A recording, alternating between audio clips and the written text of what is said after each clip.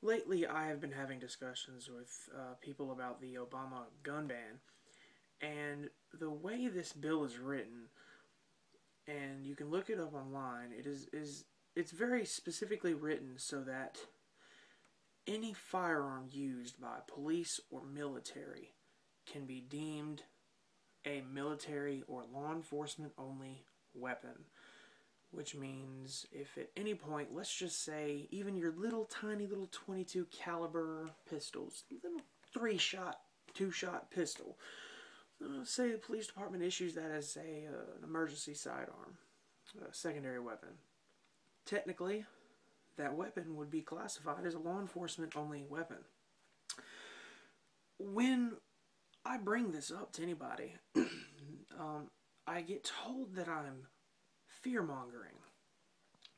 Um, when did the when did that happen? When did discussing cold hard facts become, fear mongering?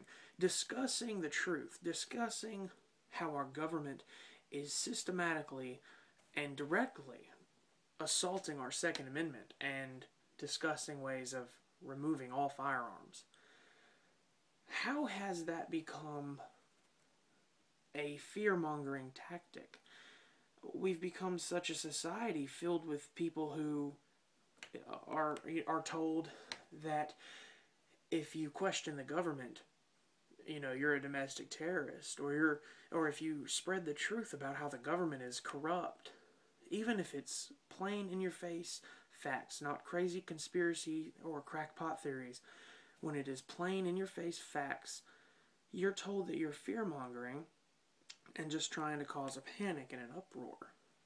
How has that happened? We used to be a freedom loving society.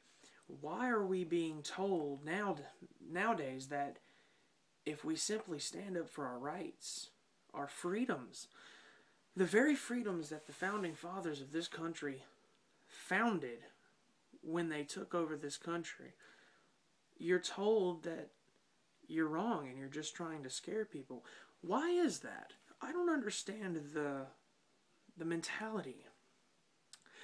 And I mean, if you try to use the exact same logic towards any other situation, it doesn't make sense.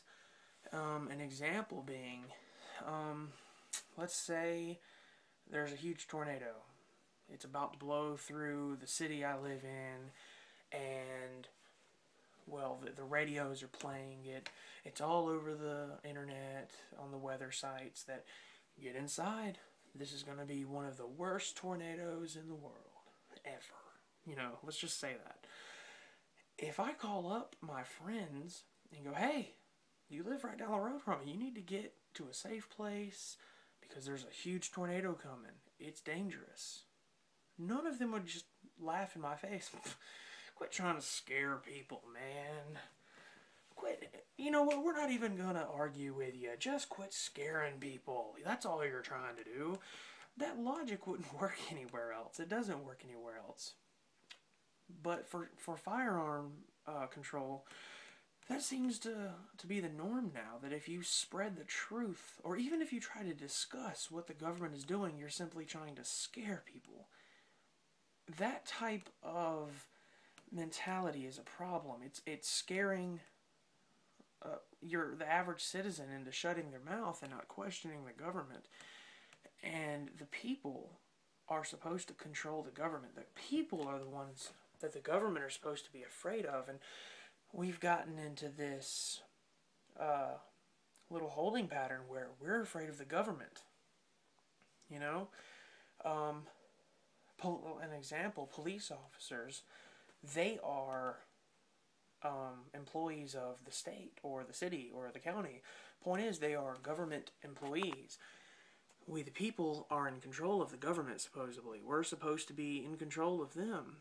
So, why is it that 99% of the people, when they see a cop in their car pull up behind them, why is it that we get scared? It's because they have so much power over us. It's the same thing with higher government officials. They've taken and stolen so much power that the average citizen has to actually stand back in awe. This type of government and society combined, where the government's taking more power and the people are scared to even discuss what's going on, that's a real problem. The fact that the government is trying to take away our firearms, which was specifically written into our Constitution as a means to defend ourselves against a tyrannical government. The fact that we're being told that we shouldn't even discuss it should tell you that we're taking a wrong turn. We've already taken a wrong turn at some point down the line, and we're going to start regretting it when this becomes a police state. And you really will have a reason to fear the police after that. What happens when they're able to just kick in your door and shoot anybody because they heard that you had a gun? That's what's going to happen. Because eventually, the way these laws are being written, the government's going to be the only ones with firearms of any kind. Something to think about, people. You need to open up. Question authority. When people tell you to stop talking about it, open your mouth more. Sing it from a rooftop. Sitting down and taking this one on the chin is going to be the ultimate death of this country, our freedoms, and the overall rewriting of our Constitution. And history will show that what happened in America, it was rare. The fact that we gained more freedoms after our Civil War just shows that it was rare. If you look at history, most uprisings of the people typically constitutes less freedom afterwards. So we need to get back on track and fire the wrong politicians. And don't be afraid to open your mouth and say something when you know it's wrong. Thanks for watching, everybody. Subscribe or die. Be sure to like me, share me, and as always, post a comment. Let me know what you think.